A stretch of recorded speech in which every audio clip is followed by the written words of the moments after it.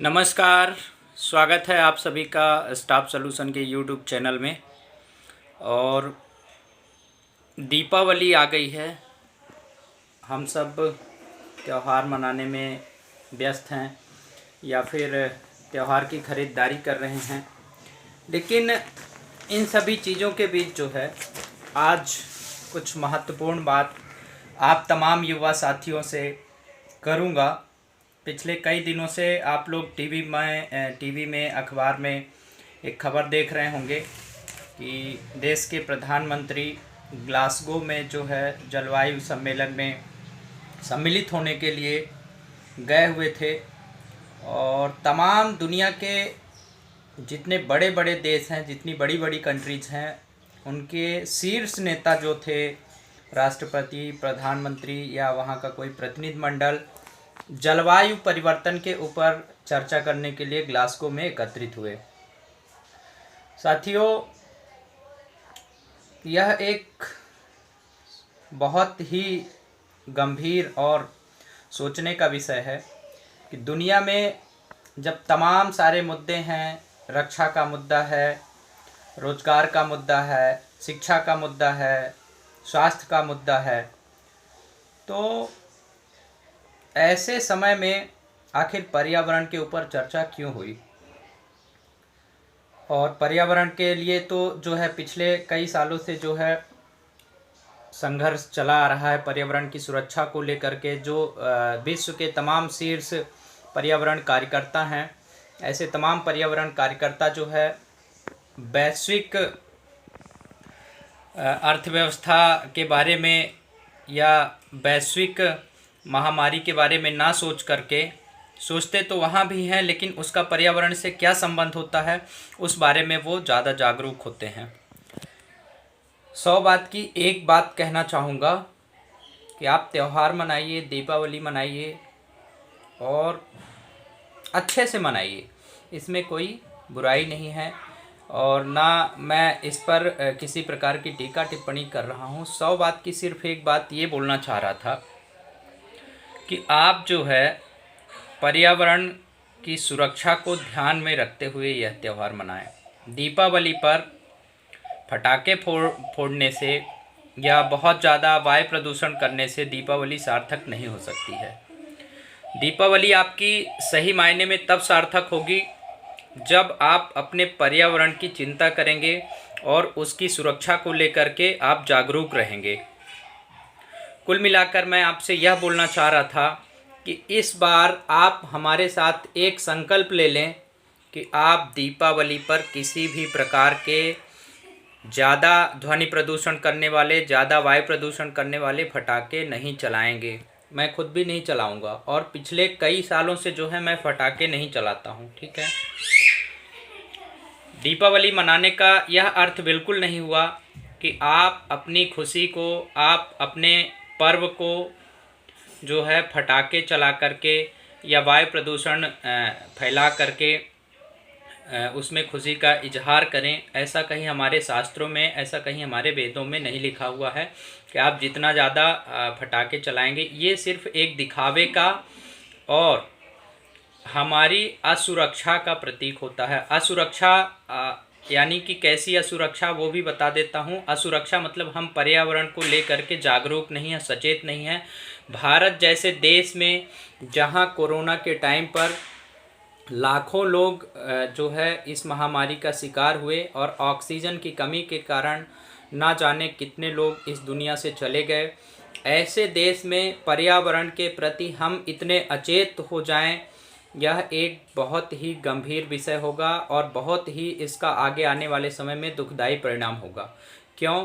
क्योंकि जिस देश में ऑक्सीजन की कमी के चलते लाखों लोग विदा हो गए हों, वहाँ हम ऐसी लापरवाही बरतें और इतना ज़्यादा वायु प्रदूषण करें, इतना ज़्यादा ध्वनि प्रदूषण करें, तो यह जो है साबित करता है कि हम अपने पर्यावरण की सुरक्षा को लेकर के सचेत नहीं हुए हैं और हम सभी को इसका गंभीर परिणाम भुगतना पड़ेगा, बहुत ज़्यादा गंभीर परिणाम। अब एक चीज़ बताए दे रहा हूँ, आप लोगों को खुल करके बोल रहा हूँ, पर्यावरण प्रदूषण होगा। जो बड़े बड़े आईएएस ऑफिसर्स हैं, जो सीधे सीधे भ्रष्टाचारी हैं, जिनको मैं कहता हूं, जो चोर हैं, जो बदमाश हैं, जो आपकी जेब की खून पसीने की कमाई खा जाते हैं, ऐसे तमाम लोग, चाहे ऑक्सीजन 1 लाख रुपए का एक सिलेंडर मिलेगा तो अमेरिका से अपने लिए बुलवा करके और वो बच जाएंगे।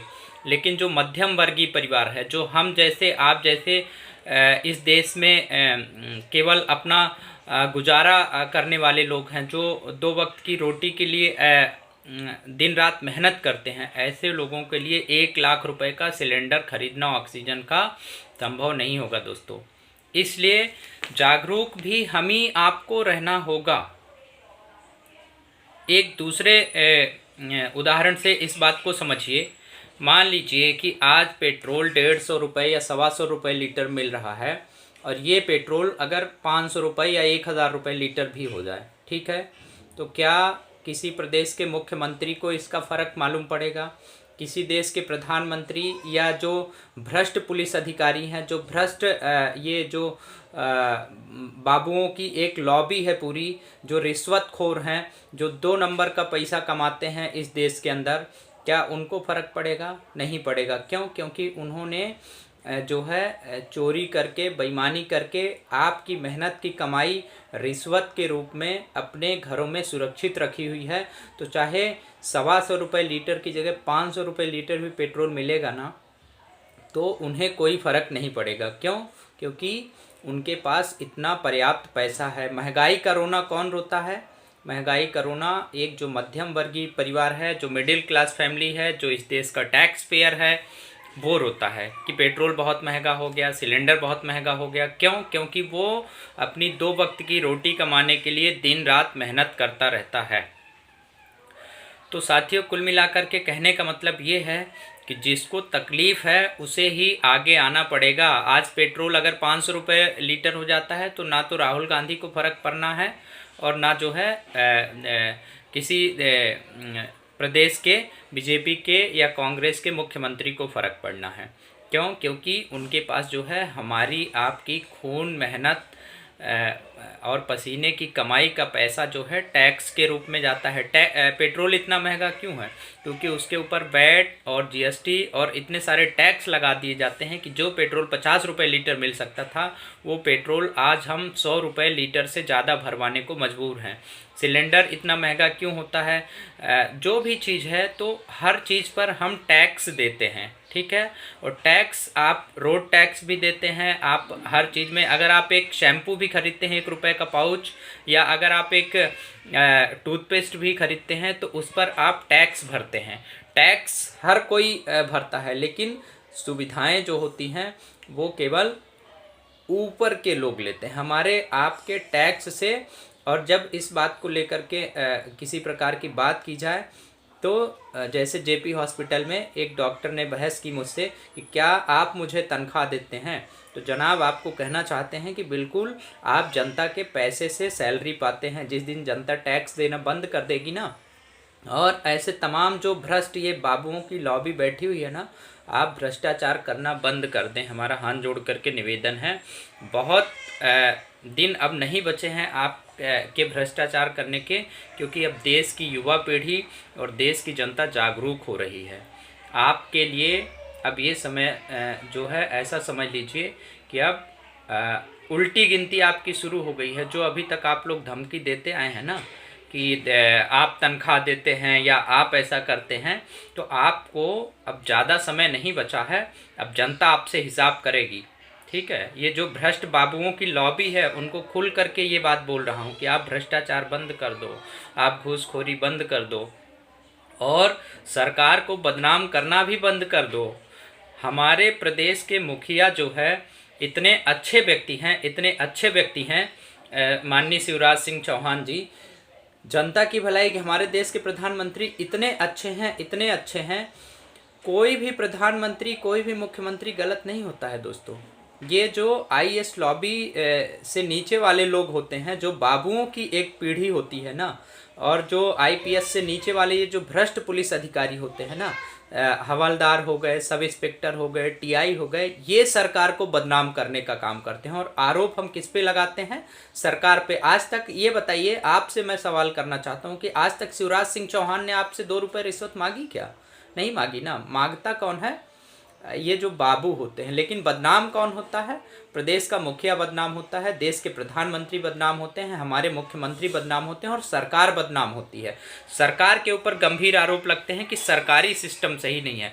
सरकार कभी भी रिश्वतखोरी को बढ़ावा नहीं देती है, चाहे कांग्रेस की सरकार हो, चाहे बीजेपी की सरकार हो, चाहे किसी भी दल की सरकार हो।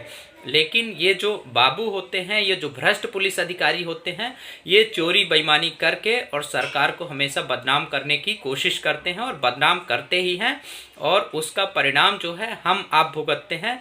इसलिए आप सरकार को दोष देने की बजाय इनकी बैंड बजाइए। ये जो भ्रष्ट अधिकारी हैं, जो भ्रष्ट बाबू हैं, भ्रष्ट पुलिस अधिकारी हैं, सब इंस्पेक्टर हैं, थाने का हवलदार है, इनकी बैंड बजाना है। और आप इकट्ठा हो जाइए, आप जागरूक हो जाइए, आप सचेत हो जाइए, और हम सब मिल करके भ्रष्टाचार का, बेरोजगारी का, अशिक्षा का और ये जो स्वास्थ्य से संबंधित समस्याएं हैं देश के अंदर, उनका सबका हम मिलजुल करके मुकाबला करेंगे। और इस दिवाली में आप हमारे साथ यह संकल्प लीजिए कि आप पर्यावरण को दूषित नहीं करेंगे। दूसरे शब्दों में कहने का मतलब ये है कि आप दिया जलाइए, लेकिन पर्यावरण की चिता ना जलाइए, अर्थात पर्यावरण को आप प्रदूषित नहीं करेंगे। इस दिवाली आप हमारे साथ यह संकल्प लीजिए कि आप बहुत ज़्यादा वायु प्रदूषण फैलाने वाले, बहुत ज़्यादा ध्वनि प्रदूषण फैलाने वाले पटाखे आप नहीं चलाएंगे। अगर आप मुझे कुछ भी मानते हैं या थोड़ा सा भी आप मुझे सपोर्ट करते हैं, तो आज मैं आपको यह संकल्प दिलाना चाह रहा हूँ कि आप वायु प्रदूषण फैलाने वाले पटाखे नहीं चलाएंगे। इस बार दीपावली में आपको बहुत ज़्यादा खुशी है, तो आप किसी गरीब को, किसी अनाथ को उनकी ज़रूरत का सामान दे दीजिए। उनके चेहरे पर मुस्कान आ जाए, उनके चेहरे पर खुशियाँ आ जाए, और आप और हम सभी लोग मिल करके इस दिवाली को सार्थक बनाएंगे। और इसी अपील के साथ, इसी उम्मीद के साथ आप सभी को एक बार पुनः दीपावली की हार्दिक शुभकामनाएं, एवं आप सभी को आगे आने वाले छोटी दीपावली की भी हार्दिक शुभकामनाएं दे देता हूं, क्योंकि उस बार जो है हो सकता है मैं आपके साथ वीडियो में रूबरू ना हो पाऊं। तो आने वाले छोटी दीपावली की और जो अभी कल दीपावली है उसकी भी आप सभी को हार्दिक शुभकामनाएं। आप खूब खुशियां बांटिए, लोगों को चेहरे पर मुस्कान बिखेरिए, लेकिन पर्यावरण की सुरक्षा को ध्यान में रखते हुए आप खुद भी सुरक्षित रहिए और दूसरों को भी सुरक्षित रखिए। आप सभी को पुनः पुनः एक बार शुभकामनाएं। जय हिंद।